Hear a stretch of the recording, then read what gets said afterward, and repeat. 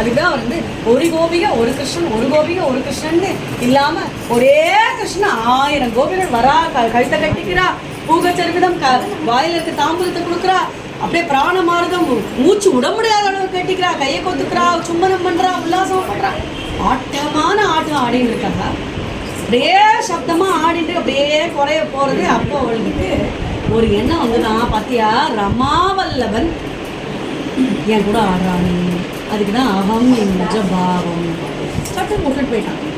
ஓஹோ அப்படியா விட்டுட்டு போயிட்டா, எல்லாம் அழறா.